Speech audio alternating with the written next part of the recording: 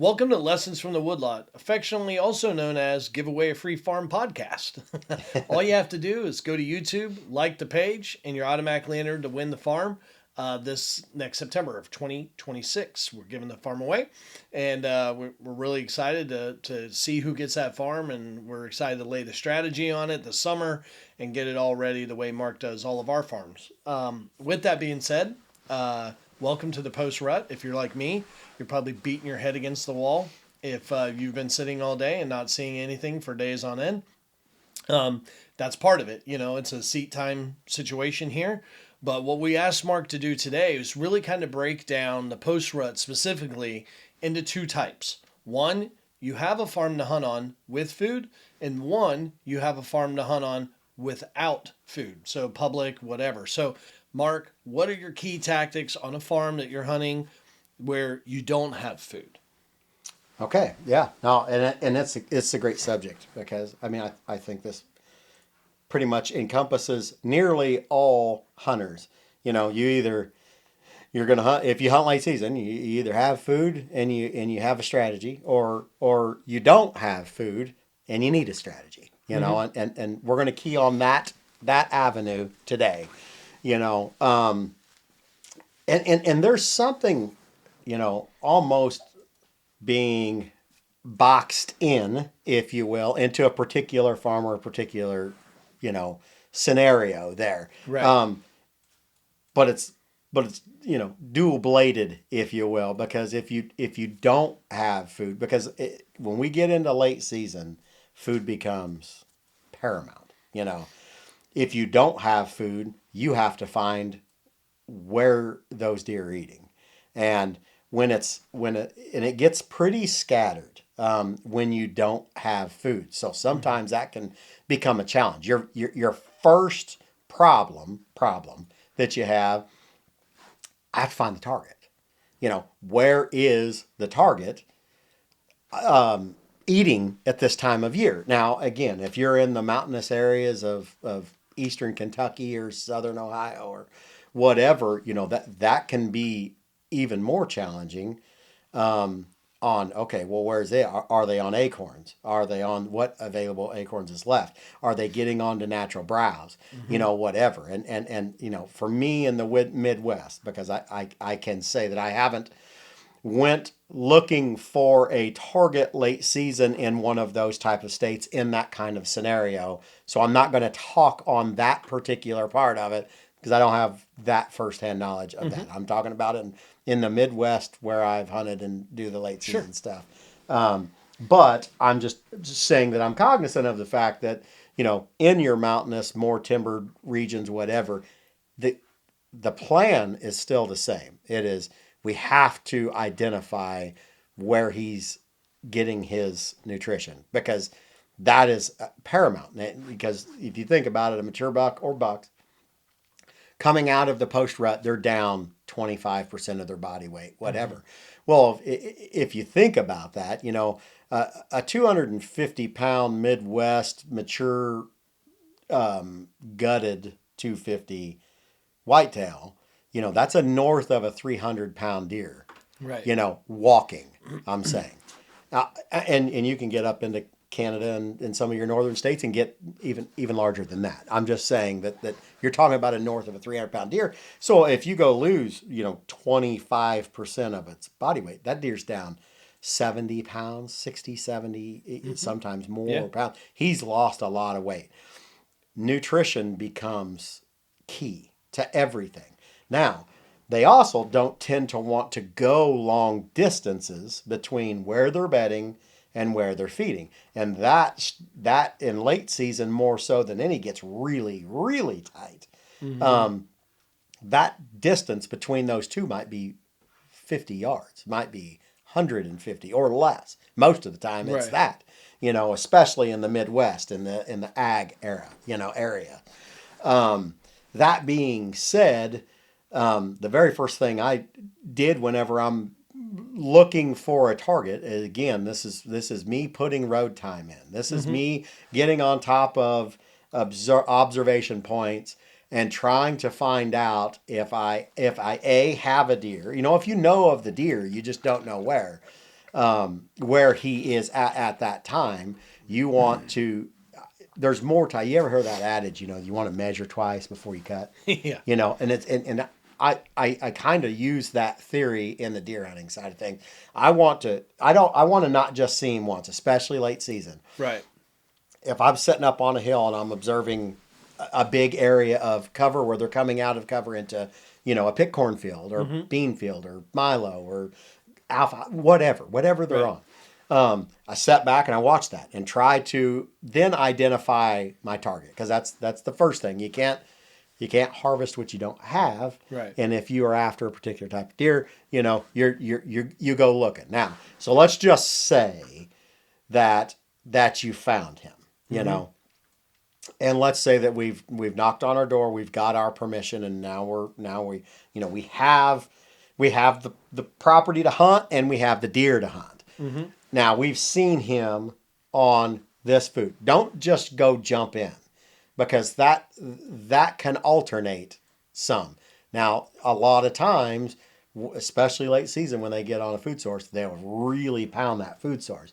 But you want to know exactly how, you want to identify your pitfalls also, So in usually speaking, late season, I'm not hunting in morning either, So exclusively in the afternoon. usually exclusively in the afternoons or evenings, because, and the reason being in this, so if there's snow on the ground, if there's with it cold, sound travels so good, all of your leaves for the most part and all of the underbrush is gone, so they can see you from distance.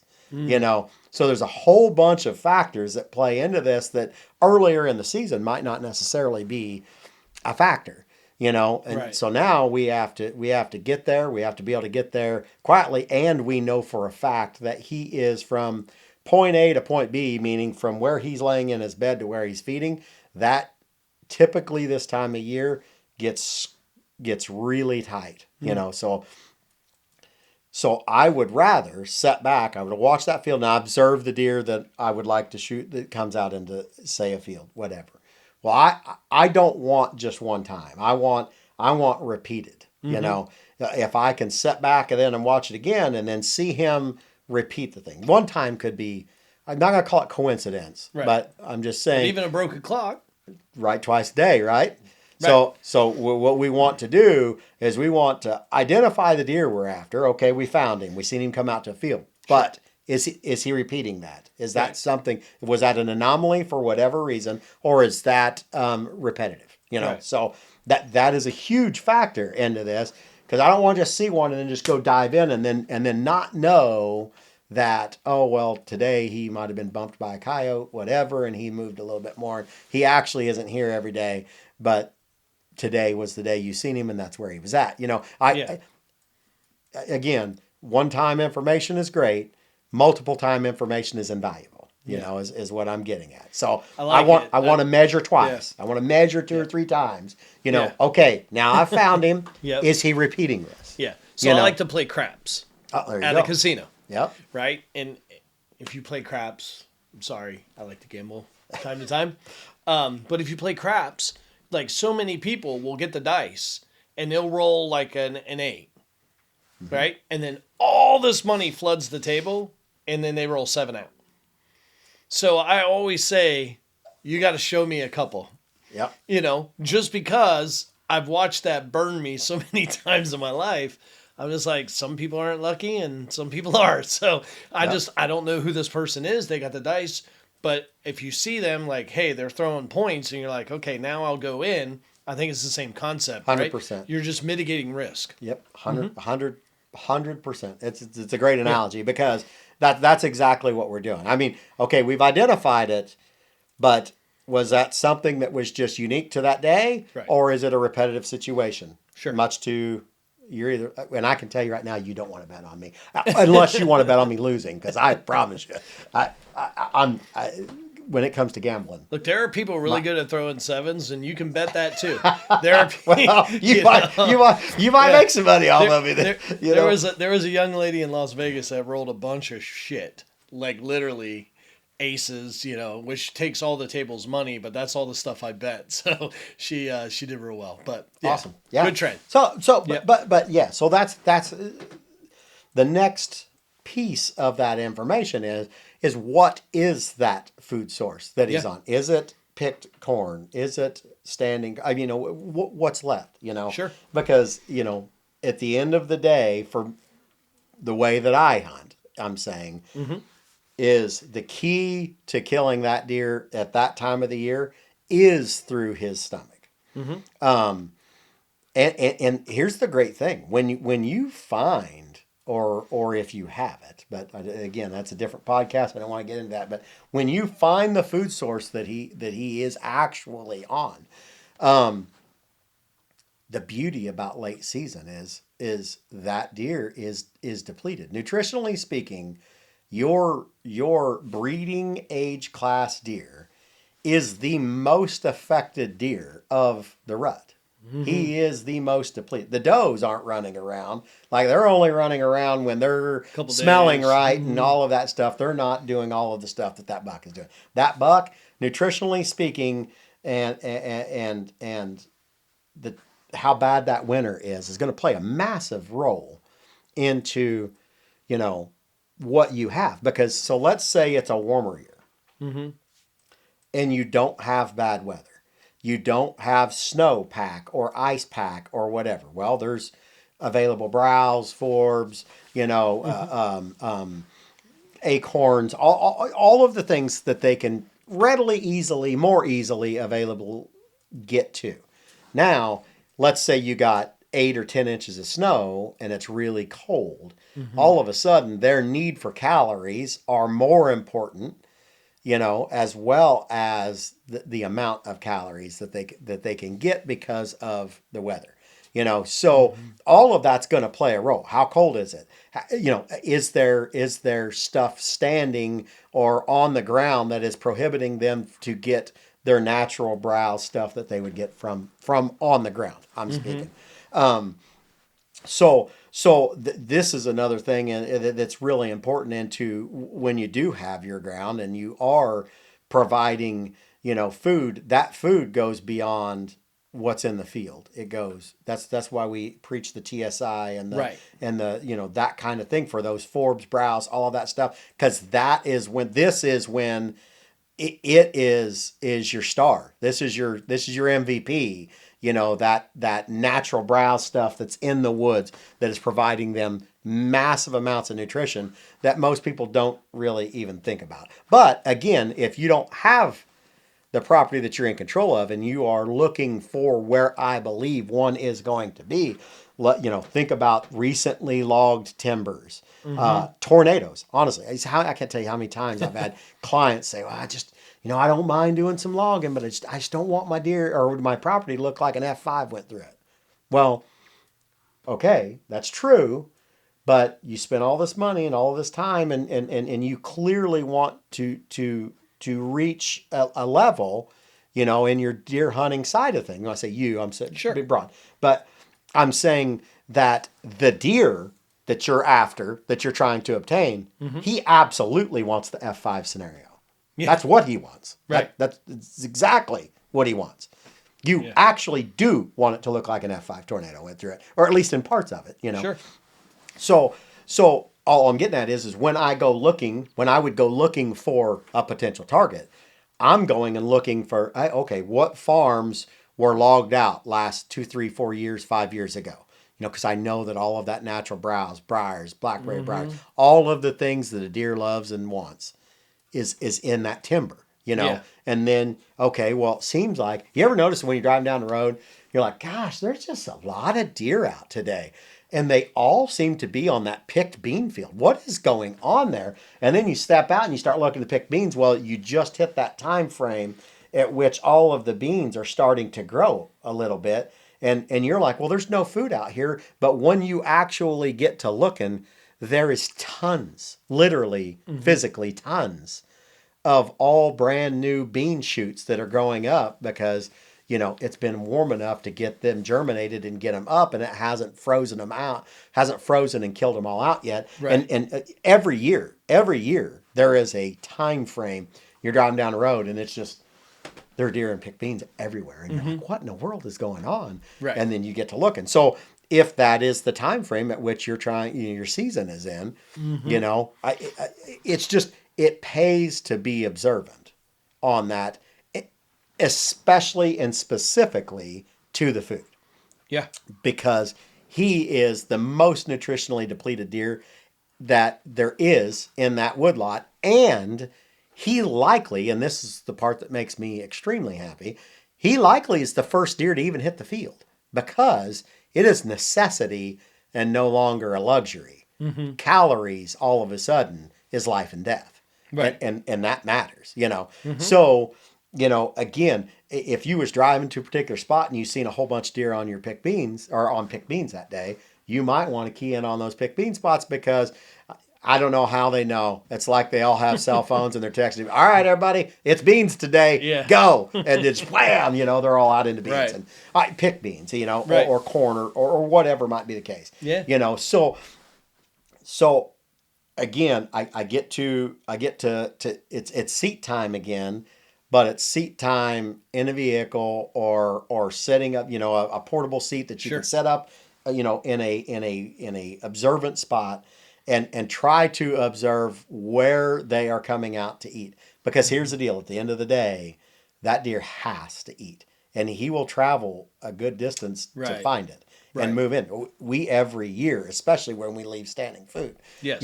we recruit deer every single year that time of year. Yeah. Every year. Every year. Well, and that's one of the things I want to interject here too, is that seat time's a multi-purpose seat time with Mark. And what I mean by that is when he is looking, and I think about that farm on 34. I said, dude, look at all those deer out in the middle of the field at 1 o'clock in the afternoon. And Mark's like, they're starving to death. That's why they're out there. They would never want to give up cover in the middle of the day. But when there's no food, right? There's no food for them to eat. They've ate everything close to cover. Now they're forced to get out to the middle. Well, why were they out there at 1 o'clock? Because there wasn't a whole lot out there, so they wanted to beat the evening rush. It's like the early bird dinner. Yep. But marking that area is a really good spot to own a farm in, because that tells you there's not a food plot on every single farm in that area. Because if there were, a deer would never be standing in the middle of a field at 1 o'clock in the afternoon. So it allows you to kind of scout neighboring areas. And when Mark picks a farm for us, the goal is not to hunt with 8 neighbors. Okay, you're trying to find those one or two farms that are just special, and you got a couple hunters hunting the same deer herd, if you will. And if you can find that, it's perfect. Well, when you see that and you're on that trip looking for deer on food, you can make a special note of that, pin it on Onyx, and just look at that neighborhood, because there's probably something there that you can lease, go put a food plot on, buy, whatever your situation is.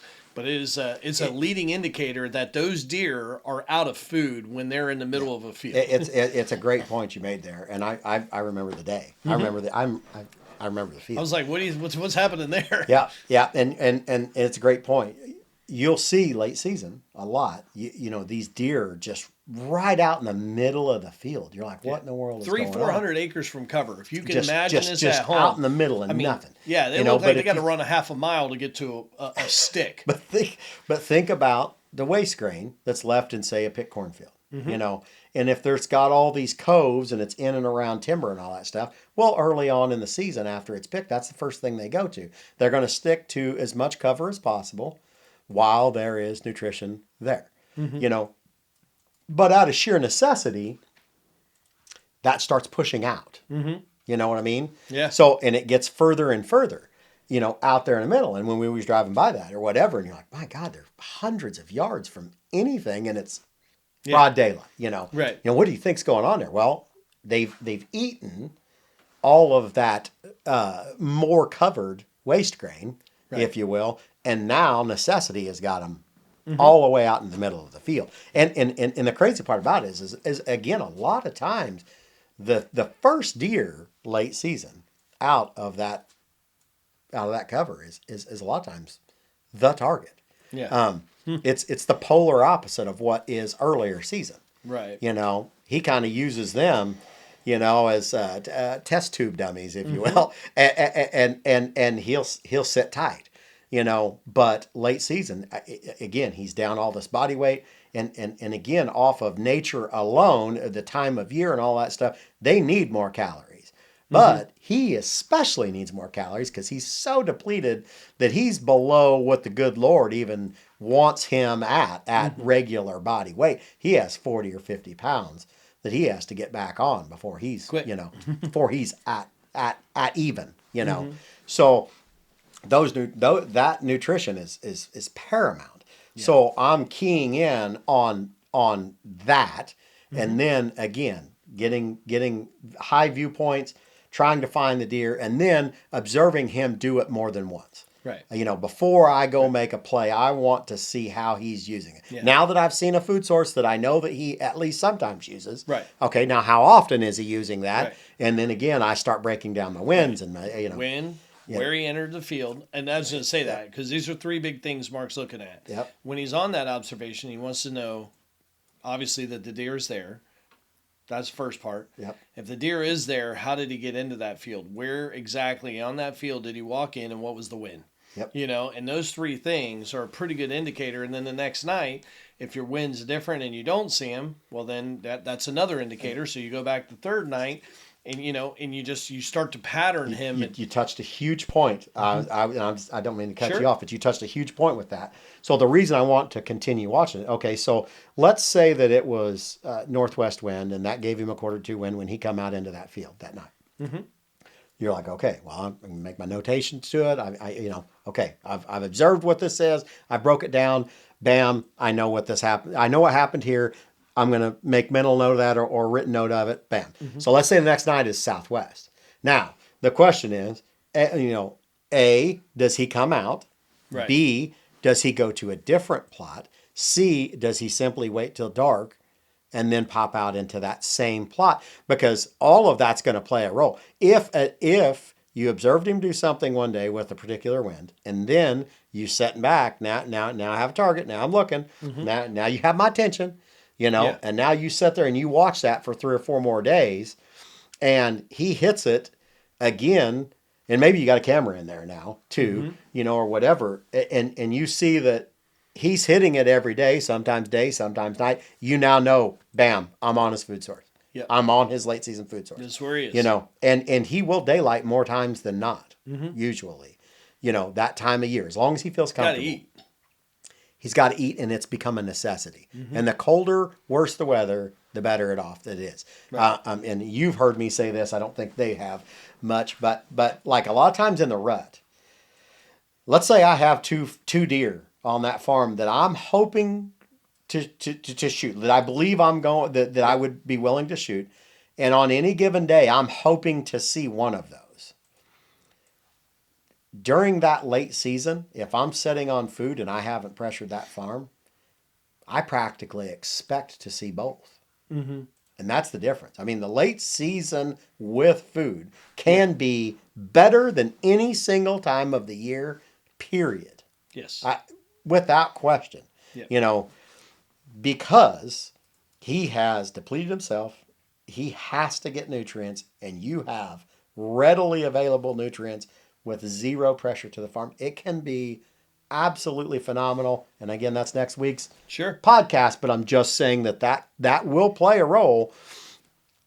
Even on this side, once you've found that food source, if you found that food source he's really consistently on, it can be just as dynamite. And another key point of that is Mark remains mobile. In this time. Okay, you don't have food on that farm. Yeah. Mobility is your friend. Find the deer wherever that food source is. I'm talking, you're searching 5 to 7 miles around where you've seen that deer. You find that deer, you find that food source, and then the next critical step is going to be, hey, knocking on the door. The worst thing they could do is tell you no. That's it. That's the worst thing they could do is tell you no. Yeah. So, you might make somebody mad, but you also might have an opportunity to harvest a big deer of your life because they're like, oh, hey, yeah, you know what I mean? I don't have a problem with Nobody's even asked me. Half the Yeah. time, because, again, to your point earlier, we're seeing them out in the middle of nowhere. You know, literally in the middle of nowhere.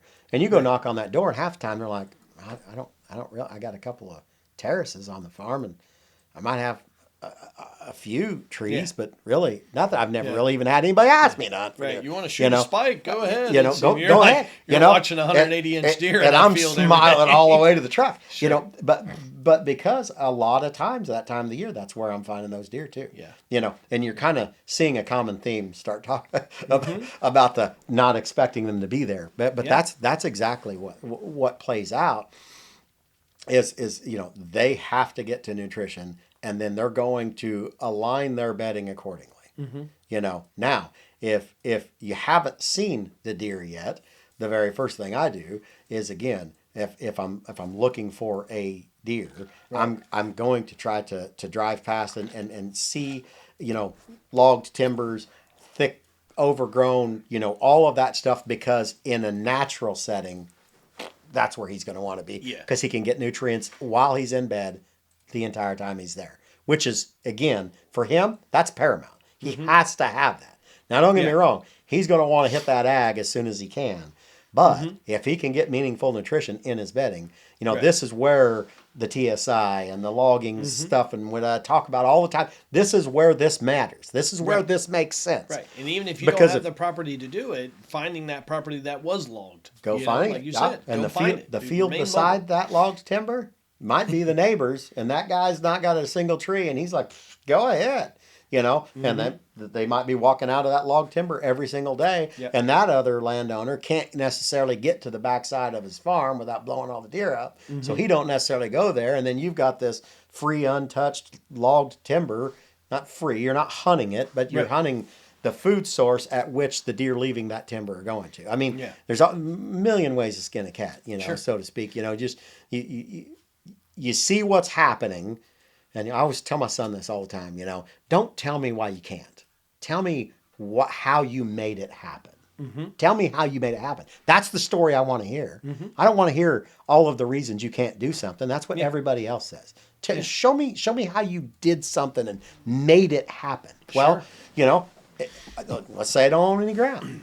Let's say I have a gun tag in my pocket for late muzzleloader in Iowa. You know, that's 3 weeks. Very first thing I want to do, find the deer I would like to shoot, and I'm gonna beat the roadways. I'm gonna beat the bushes till I find one, and then, Right. you know, I'm gonna knock on doors. And again, this is for the guy that doesn't have land, that doesn't have This is the Yeah. the blue collar, boots to the ground. This is what I got to do to make this happen. Well, Yeah. but you know, what's free? Nothing is free, but what doesn't cost you monetarily per se is time and effort. You know, that's all completely up to you. So I'm going to beat the bushes and find the deer. You know, now if you ask and you try to get permission all around there, and they say nope, not a chance in the world, then Next. audible next. Yep, and I'm going to rinse and repeat Yeah. that until somebody's like, yeah, heck, I don't care. You know, Yeah. go ahead. Yeah. Literally is what happened with the deer shot already. You know, I mean, it was a situation. It was exactly that. I asked. hunted where I could. I observed something. I'm like, I really need to be right over there. Well, worst thing can happen is they say no. Yep. So I stopped and asked. Yep. Got permission, killed the deer next day. It literally can happen that fast. Yeah. From an absolute grind. But if you're just like, this is my land, this is what I'm hunting, I'm never going to move. If you I'm put just- yourself in the box, you're going to stay in the box. Yes, right. And sometimes you just need to be another 100 yards away, you know, and be at the hub of the spoke instead of being at the end of the spoke, you know. 100%. And you could sit there for 30 days and get a shot, or you could be at the hub and sit there for 3 hours and get a shot. So, you know, choice is yours. Do what you want. Yep. But yeah, these lessons are you watch them all start to kind of circle back around, right? Yep. There's some themes there: remaining mobile, being able to be flexible, and But, you know, earlier episodes, we talk about everything you want, per se, on your property. Yeah. But this is the application process. This is the whys. You're getting into the micro versus the macro portion of this. Sure. The micro portion is okay. So, the macro is, hey, we'd like to see your timber a little bit thicker with a little more browse. Get some new shoots growing, all that stuff. But the why? Why necessarily is that? Well, he likes that for bedding. Well, why does he like that for bedding? Because when times are tough and nutrition is at its minimum, he can eat all he wants or all he desires, if you will, Right. inside his bedding area. Yeah. Where he's at. You don't have to leave the bedding area to do it. Yep. It's all right there, and it's good quality, meaningful nutrition outside of the agricultural side of it. So it just sucks them. It just sucks them into it. Yep. You either have it or you don't. And if you don't have it, you need to make it. Yep. Or the neighbor's got all your stuff. Right. Or if you're looking and you don't own ground or whatever, and you're looking for that place to knock or whatever, I'm keying in on logged timbers. I hope to see piles of them that two tall giraffes can't touch noses over.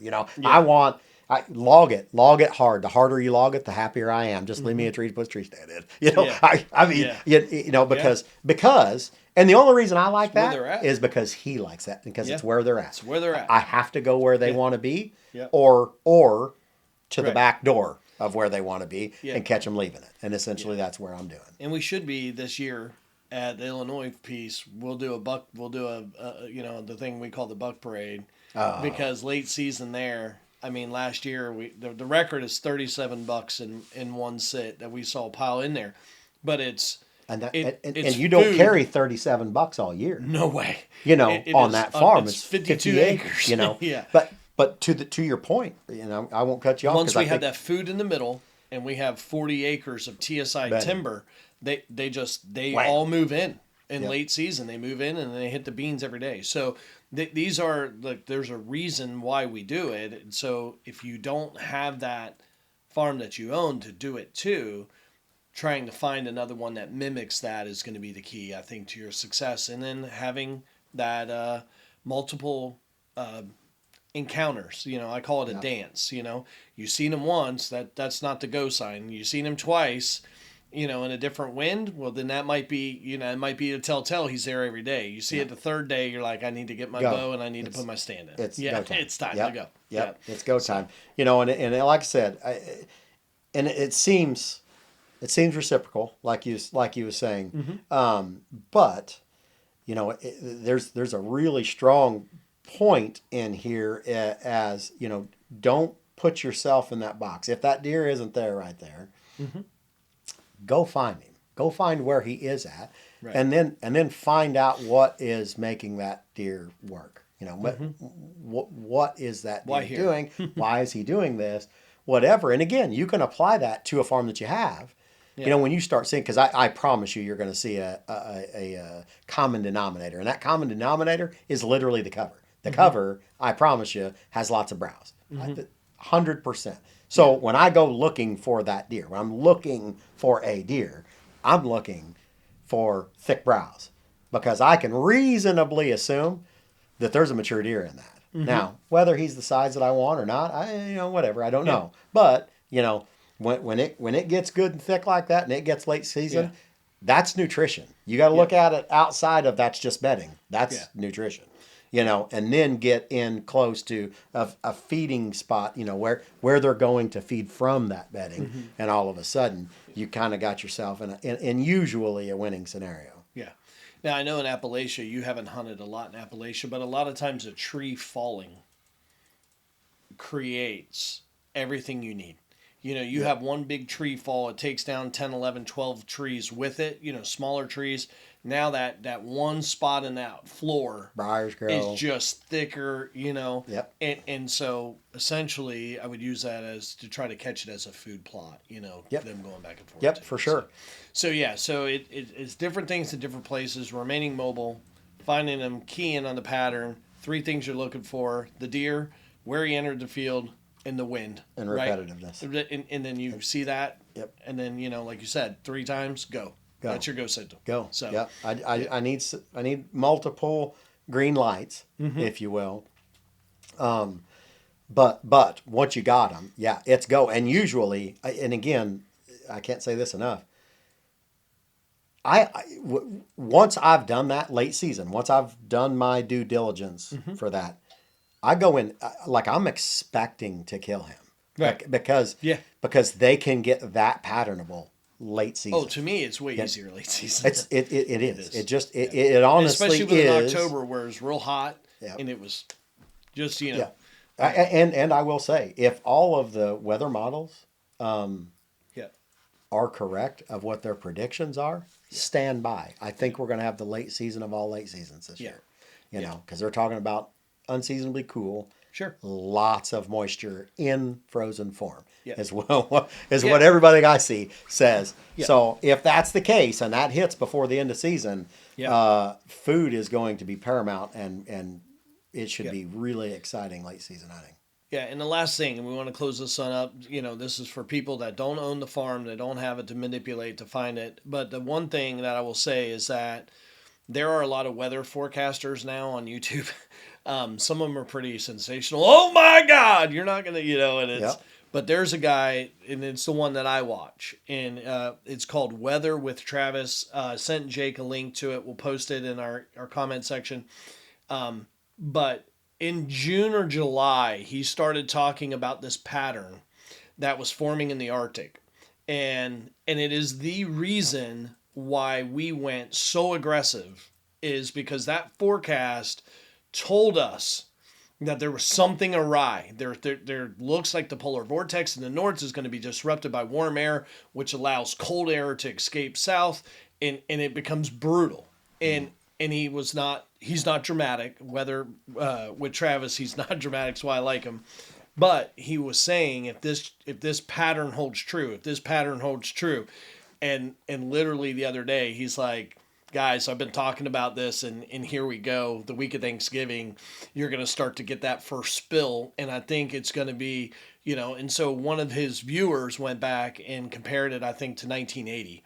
So if you remember the hardcore winters we had in the 80s, that's what we're in for this year, and that's what all the predictions are saying, which is why we overloaded the farm. So key point, take in as much source information as you can, but understand the weather is so... it dictates their lives. These deer are coming out of the rut. To live through winter, they're going to have food. And the colder it gets, the quicker it gets, is going to shove them to that food while the hunting seasons are still open in late December and January especially. To your point, to wrap this up, and we follow Ryan Hall a lot. Yeah. And Reed Timmer, for that matter. But Ryan is another one that has been calling about this. And I was watching his the other day. And he was saying that about every... third to fourth day that looks like the pattern is laying out, that about every third to fourth day in that January, February timeframe, even in December, but really setting forth in that late December into January. Yeah. Every third to fourth day, you're talking about 2 to 5 inches of snow, you know, something like that. If that follows through, we are in really good position, you know. That's a shit-eating grin. That's like they could be really in trouble, you know. But y'all had your fun in October. Hey, you beat me. You're coming to the buffet. That whole aisle they have to be right once was getting ready to go through, you know. So, but you know, for you at home that might not have that spot, preemptive strike now. Preemptive strike now. Find out where you can find a bunch of waste grain. Find out where you know, what I mean by that is cornfield, maybe it's still standing and they haven't picked it, because we've had a lot of that this year. Right. So make note of those fields right now, because even if it gets picked late, all of a sudden there's all of that waste grain yet, because there's not waste grain yet there. There's not waste grain there right now. It's grain. Yep. But once they pick that, all of the waste grain that is left over in normal fields are going to be there, but now it's fresh to late season. Right. So mark those spots because I know come late season, bam, food. You know, and if it's still standing, even better. You know, but I'm just simply stating I would preemptive strike your your late season strategy right now. Start figuring out in your area and around your spot if you have that deer and you don't have standing food and you're on permission or you're on, Yeah. whatever. Yeah.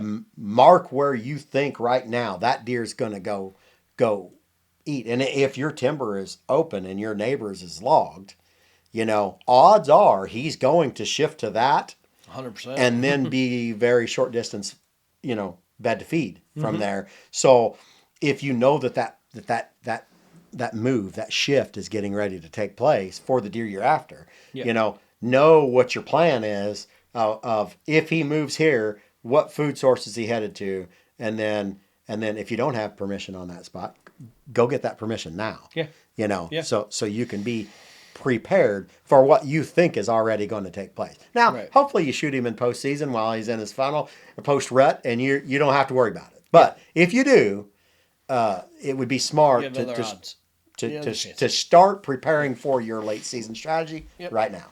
Thank you again for watching the podcast today. Thank you, Mark, for the lessons that you handed out. All you need to do is home to win that farm is to go to our YouTube channel and subscribe, and you're automatically entered to win the farm. We look forward to giving it away next September, and good luck in the woods. We'll see you next week. See you next week.